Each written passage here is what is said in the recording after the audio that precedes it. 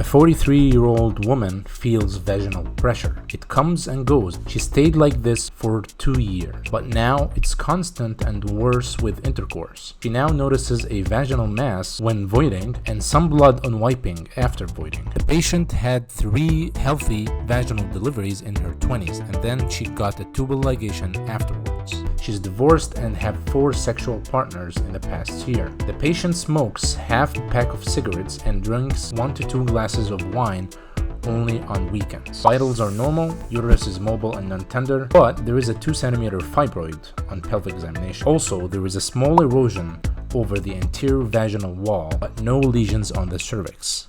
No lesions on the cervix. And with Valsalva maneuver, the cervix protrudes through the hymenal ring. Which of the following is the most likely contributing factor to this patient's presentation?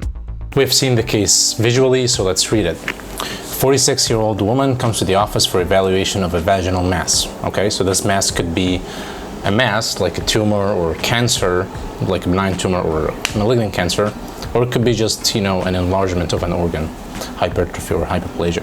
The patient has an intermittent vaginal pressure for the past 2 years that is now constant and worse with intercourse.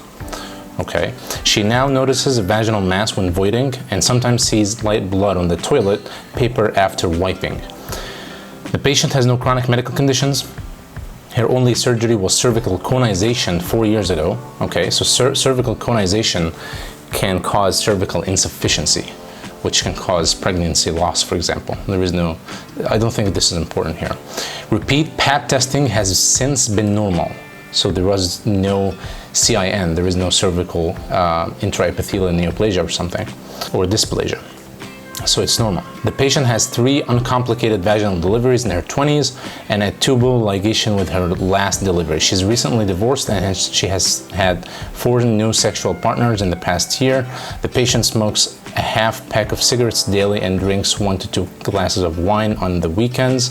BMI is 23. Vital signs are normal. On pelvic examination, there is a small erosion over the anterior vaginal wall, but no lesions on the cervix. Okay, so I think we got the diagnosis with this sentence. The cervix protrudes to the hymenal ring with Valsalva maneuver.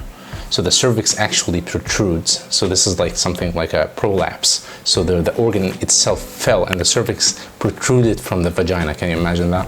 Okay. The uterus is mobile and non-tender, and there is a 2 centimeter pedunculated fundal uterine fibroid. So there is a very small fibroid here. Which of the following is the most likely contributing factor to this patient's clinical presentation? So the question here wants us to diagnose the patient first and then talk about the risk factors that can lead to this patient's presentation. Okay, so let's talk about this. So she presents with vaginal pressure, okay, and blah, blah, blah.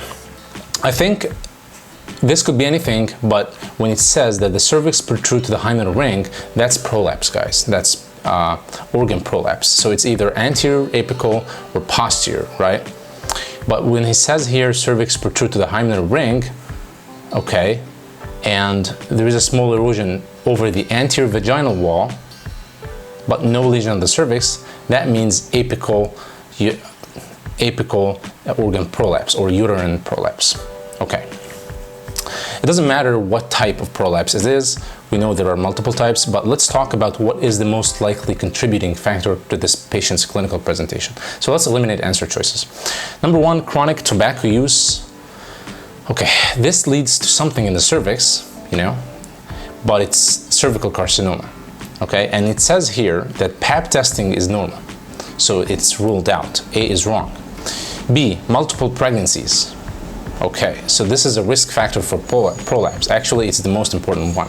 Multiple pregnancies actually weaken the pelvic floor so that the increased intra-abdominal pressure actually pushes the organ downwards. So you don't have the protection that pelvic floor gives to the organs of the abdomen or the pelvis.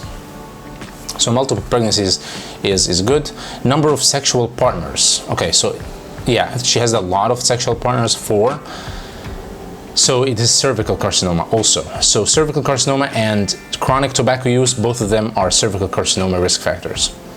Prior cervical conization. We said this is not important because cervical conization does not affect the pelvic floor, so it cannot cause prolapse. It just can cause pregnancy loss through weakening the cervix, closing on the pregnant woman. woman's body or the pregnant woman's baby. Uterine leiomyomata, it could be, if it makes the uterus heavy, the uterus can push against the pelvic floor, but this is a very small fibroma, or this is a very small leiomyoma. Okay, it's a 2 centimeter fibroid, so it's not a big deal. It's not gonna push the floor of the pelvis. Okay guys, so multiple pregnancies is the correct answer here. As we said, the pregnancy actually weakens the floor. Okay, so the mechanism of pelvic prolapse is basically weakening of the pelvic floor, okay, or increased intra-abdominal pressure and pelvic floor injury. Okay, so this is the end of the video. I hope you guys enjoy it, and if you like this content, please like and subscribe and share this video with your friends. Bye.